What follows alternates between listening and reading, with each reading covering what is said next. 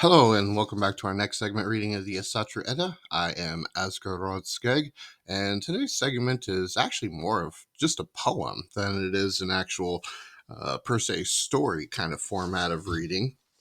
And today's chapter is entitled Hrafnagaldr, and this poem does surround Odin. All Father Odin works, all far separate. Vanir no, Norner reveal. Athia Galvig gives birth.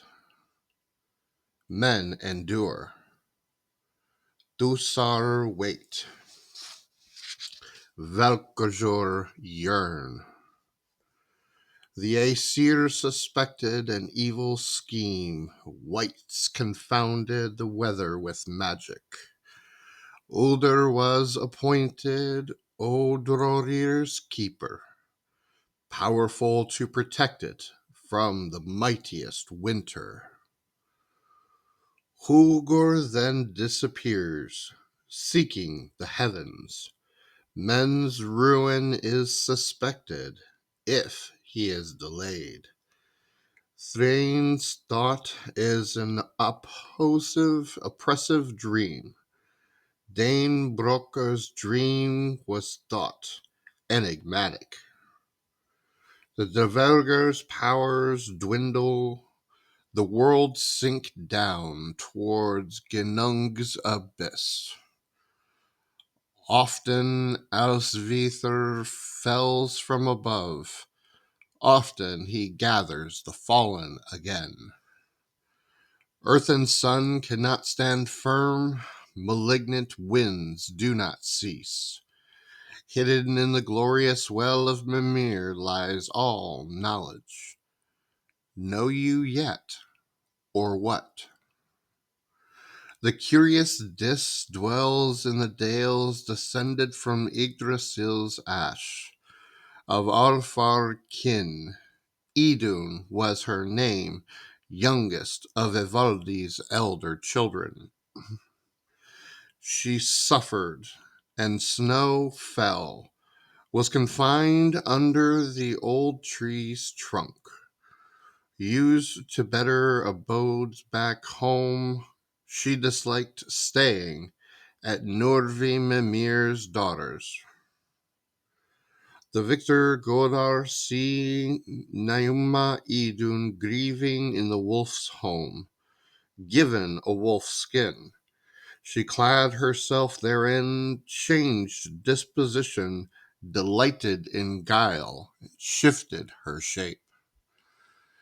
Vithrir Odin selected Bifrost's guardian Heimdallr to inquire to whatever the bearer of Yol's son knew of the world's affairs.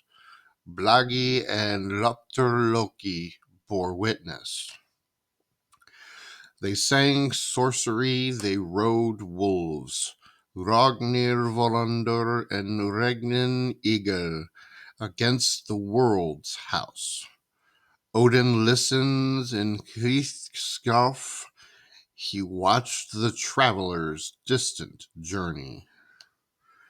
The wise one Heimdallr, the child of Godar, and his road companions asked the server of mead Uther if she knew the origin, duration, and end of heaven, of hell, of the world.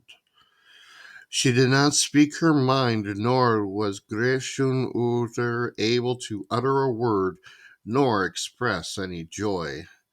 Tears trickled from the skull's shields. The mighty one is powerless. As from the east out of Elivagar comes a thorn from the field of the rime-cold Jotun, with which Danbroker smites all men of glorious Midgardr every night. Actions are numbed and arms slump. Dizziness hovers over Viti Ass's sword. Stupor dispels the winds of the Gigger and minds workings of all mankind.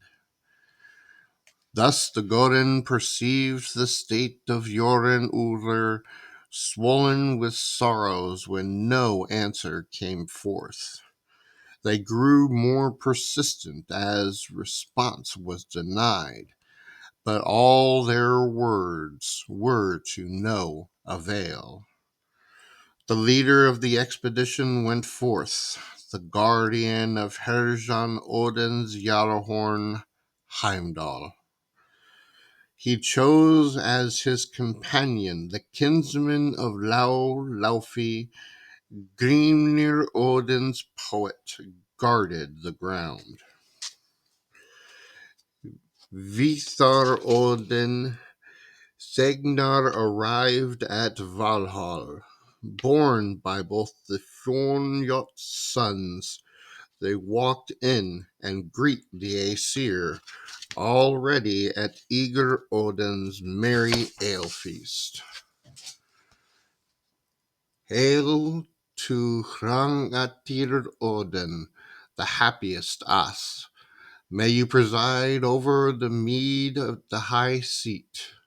Sit, Godar, in delight at the sumble. May you, with younger Odin, enjoy eternal bliss. Seated on benches at Borfurk Odin's bidding, the At of Godar were sated with Sarimnir. At tables, Skogul gave out the mead in Mimir's horns from Hrinkar Odin's vat. Much was asked during the banquet of Heimdallr by the Godin, of Loki by the Disir, whether the woman spoke prophecies or wisdom.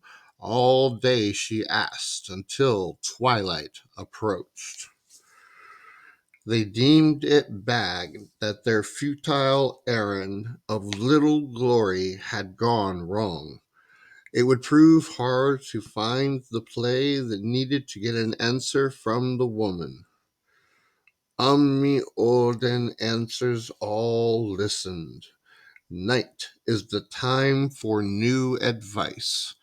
Think until morning so that each is able to provide counsel for the Aesir's benefit. The wolves' tired food supply ran along the eddies of Rinder's plains.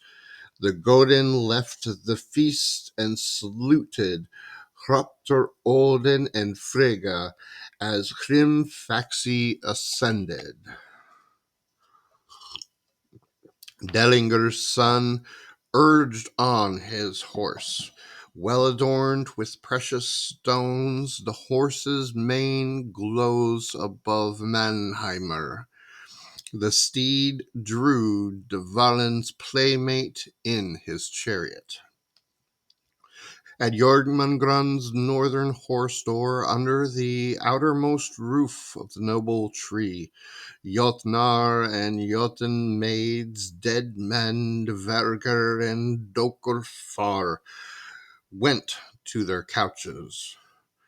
The Godin arose, Alfrodursol ran. Njola Nat advanced north towards Niflheimer, and Ulfrun's son Heimdallr, the mighty hornblower of Himingbjorg, lifted Argjor. Thank you for joining us on this next segment. I hope you enjoyed it. Please support the channel, hit that thumbs up button, and hit the subscribe button to see all of our new content. Thank you again for joining in. We'll see you on the next segment.